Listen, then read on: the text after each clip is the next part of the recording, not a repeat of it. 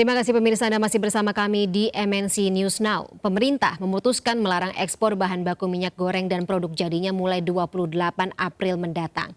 Larangan ekspor akan dicabut saat pasokan dalam negeri terpenuhi dan harga minyak goreng kembali murah. Keputusan tersebut diambil oleh Presiden Joko Widodo dalam rapat pemenuhan kebutuhan pokok rakyat pada hari Jumat. Hari ini saya telah memimpin rapat tentang pemenuhan kebutuhan pokok rakyat, utamanya yang berkaitan dengan ketersediaan minyak goreng di dalam negeri. Dalam rapat tersebut telah saya putuskan, pemerintah melarang ekspor bahan baku minyak goreng dan minyak goreng mulai Kamis 28 April 2022 sampai batas waktu yang akan ditentukan kemudian. Saya akan terus memantau dan mengevaluasi pelaksanaan kebijakan ini agar ketersediaan minyak goreng di dalam negeri melimpah dengan harga terjangkau. Sementara itu, Kejaksaan Agung terus mengembangkan dugaan korupsi izin ekspor CPO atau minyak goreng mentah. Selain merugikan masyarakat, perbuatan para tersangka ini menyebabkan kerugian perekonomian bagi negara.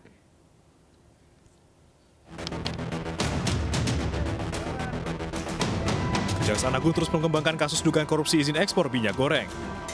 Dalam konferensi Jumat siang, Jampitsus Kejaksaan Agung menyatakan telah memeriksa 30 saksi di luar 4 orang tersangka.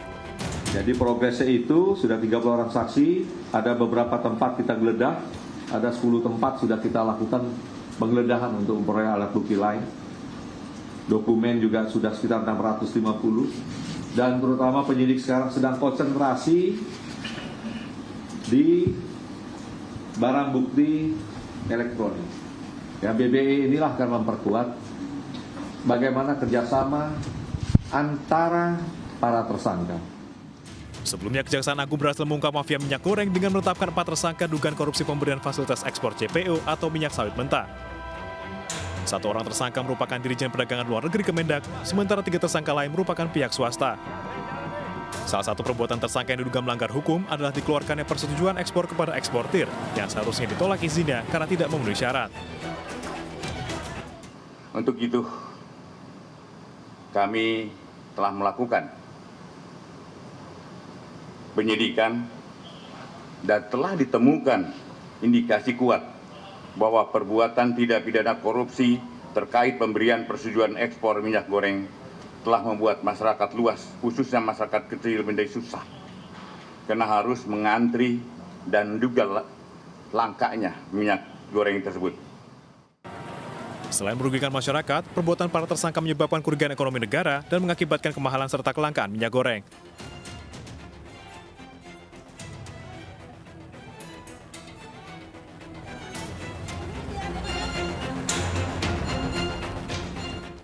Ya pemirsa, kebijakan pemerintah terkait larangan ekspor minyak goreng dan bahan bakunya menuai kontroversi dan juga reaksi pastinya dari berbagai pihak.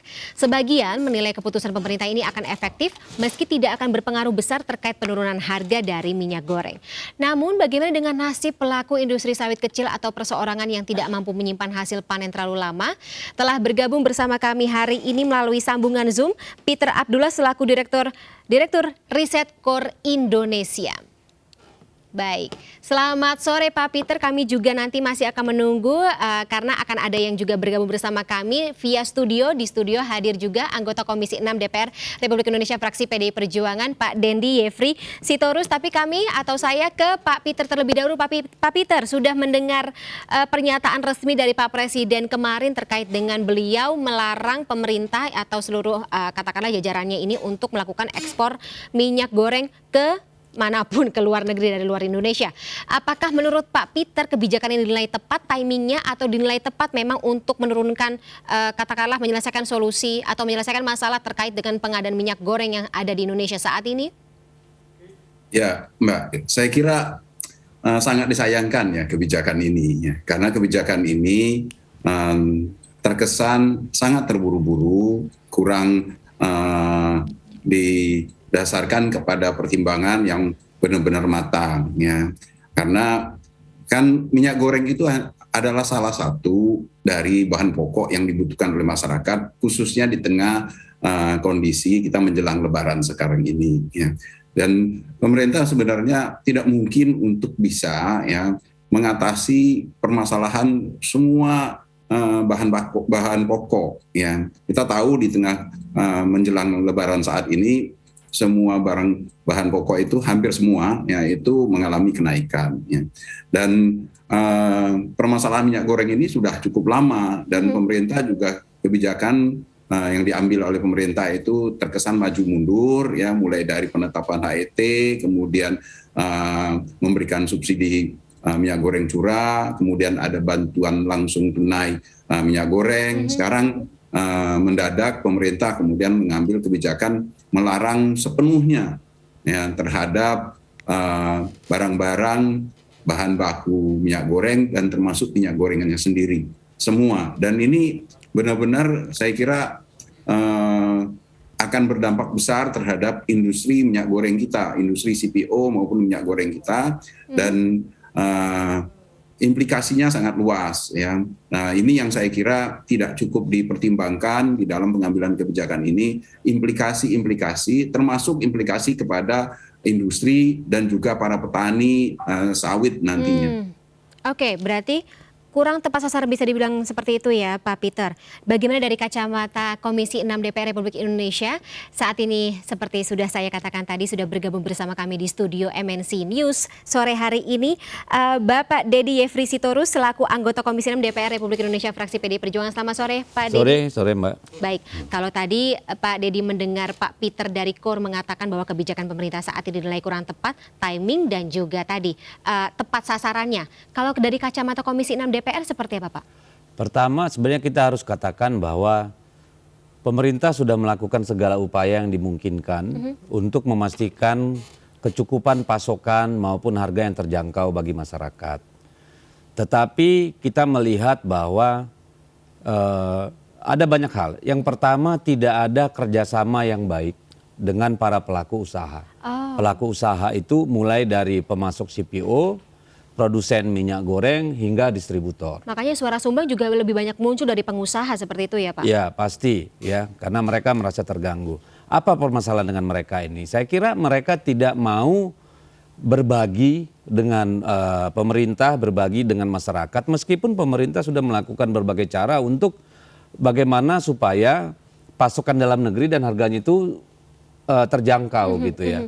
Misalnya dengan memberikan subsidi kepada produsen minyak goreng, lalu memberikan BLT.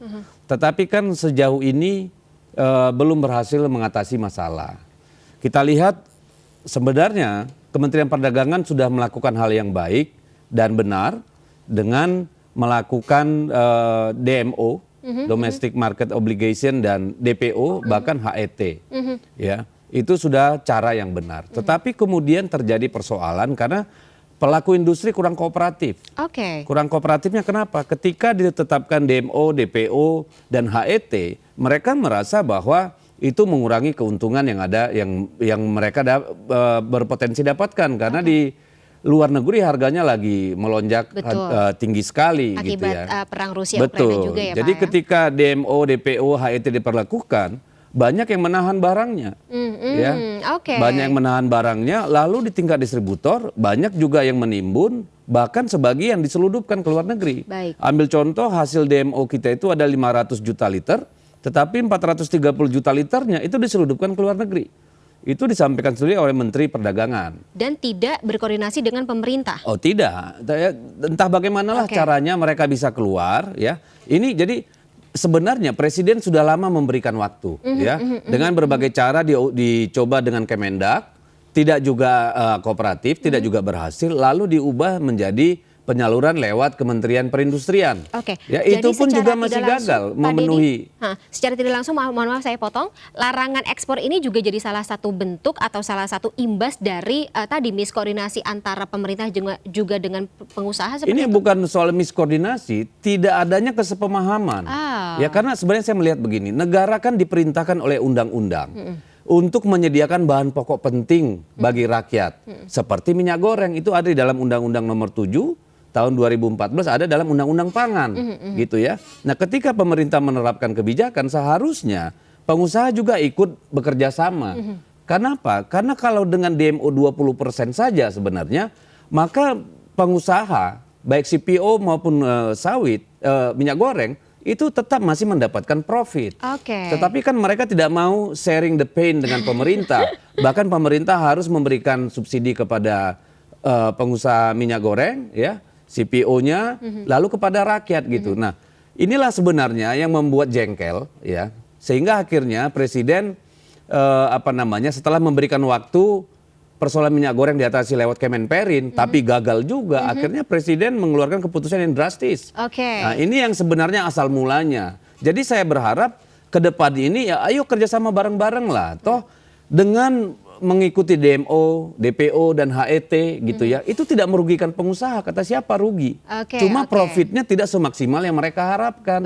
Karena harga di dunia lagi tinggi, kan itu aja. Karena kondisinya seperti itu dan jadi tidak bisa sharing the pain, juga tidak bisa sharing the pain with the people also ya, seperti itu Pak Dedi.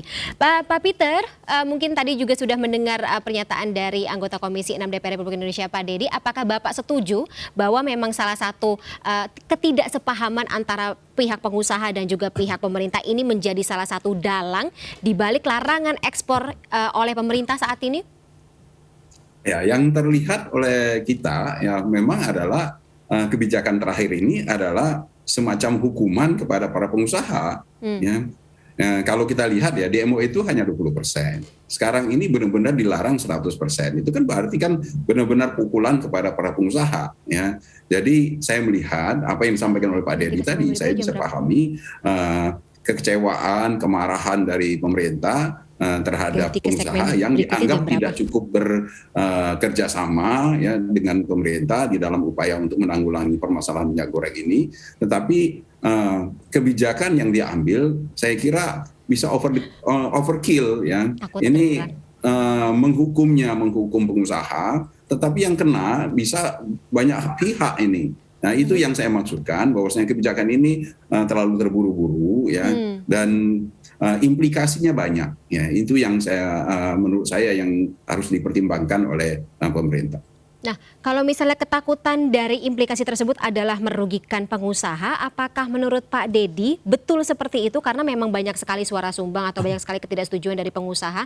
Larangan ekspor ini sangat berimbas kepada keuntungan yang mereka dapatkan. Lebih daripada ketika kemarin kelangkaan harga minyak goreng ini ada di tengah masyarakat. Seperti itu. Ya, kalau dirugikan yang menurut saya bukan pengusaha besar ya. Bukan pelaku industri besar yang dirugikan. Kenapa? Karena mereka punya kebun sawit sendiri, punya pabrik kelapa sawit sendiri, punya pabrik minyak goreng sendiri, punya gudang sendiri, punya distributor sendiri. Yang akan dirugikan terutama karena kebijakan ini jika terlalu lama dipertahankan adalah rakyat petani kecil. Kenapa? Karena buah sawit itu kalau tidak dipanen pada waktunya, itu akan busuk.